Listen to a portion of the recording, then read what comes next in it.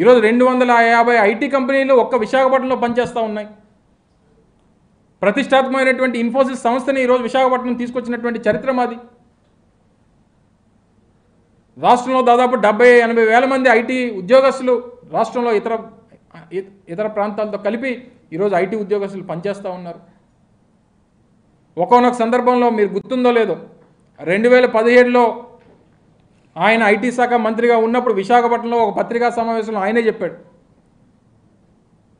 విశాఖపట్నానికి ఐటీ సంస్థలు రావు, ఇక్కడ ఏమీ లేదు, ఇక్కడ ఇకోసిస్టమ్ లేదు, ఇక్కడ వచ్చేదానికి ఎవరో ఇంట్రెస్ట్ చూపించట్లేదు అన్నటువంటి మాట ఈ మంచి చెప్పాడు. ఆ పేపర్ క్లిప్పింగ్ కూడా కావాలంటే నీకు పంపిస్తా. ఈ రకమైనటువంటి మాటలు మాట్లాడేసి ఏదో విమర్శ చేసేస్తే ప్రజలందరూ నమ్మేస్తారనుకుంటే ఇక్కడ అమాయక ప్రజలు ఇంకా నీ మాటలు నీ తండ్రి మాటలు నమ్మి మోసపోయేటువంటి దానికి ఇంకా ఉత్తరాంధ్ర ప్రాంతంలో ప్రజలు కానీ ముఖ్యంగా విశాఖపట్నం ప్రజలు కానీ సిద్ధంగా లేరు అనేటువంటి విషయాన్ని గమనించమని, ఇప్పటికన్నా నోరు జాగ్రత్తగా పెట్టుకొని మాట్లాడకపోతే ఏమనంటే ఎర్రబుక్కు అంటావు. నీ జీవితంలో ఆ పుస్తకం తెరిచేటువంటి రోజు కూడా రాదు.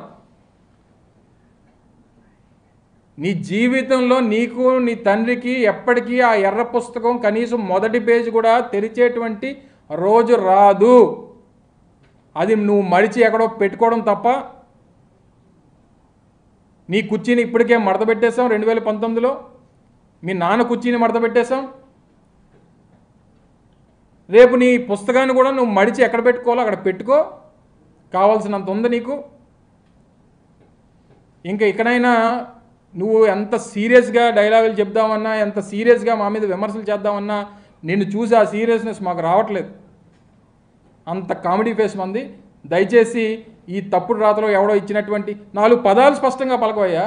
నువ్వు పెట్టినటువంటి సమావేశం పేరు చెప్పు ఏంటో. నువ్వు నేను చెప్పడం కాదు, ఆయన చెప్పమను. మనం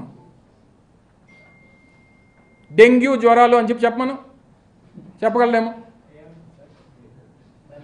ఏమో ఆయన ఏమంటాడు, ఆయన అడుగు, నన్ను ఏమని చెప్పమంటావు. సో ఈ కనీసం నోరు తిరగనటువంటి నువ్వు కూడా మా గురించి మాట్లాడితే ఏం సమాధానం చెప్తాం. దయచేసి ఆ మాటలు మానుకొని, ఇప్పటికన్నా మేము 14 సంవత్సరాల్లో మా నాన్న ముఖ్యమంత్రిగా ఉన్నప్పుడు ఏం చేయలేకపోయాం, ఈసారి ఇస్తే ఏదైనా ప్రయత్నం చేస్తామనేటువంటి మాట చెప్పుకునేటువంటి ప్రయత్నం చేయండి తప్ప మా మీద విమర్శలు చేసి ఏదో చేసేసామని ఒక భ్రమ కల్పించి దయచేసి ఇక్కడ ప్రచారాలు చేయొద్దు, మా మీద తప్పుడు ఆరోపణలు చేయొద్దు అని చెప్పి మరొకసారి ఈ పప్పుకి హెచ్చరిస్తూ నిన్న చేసినటువంటి వ్యాఖ్యల్ని మరొకసారి తీవ్రంగా ఖండిస్తూ ఉన్నాం.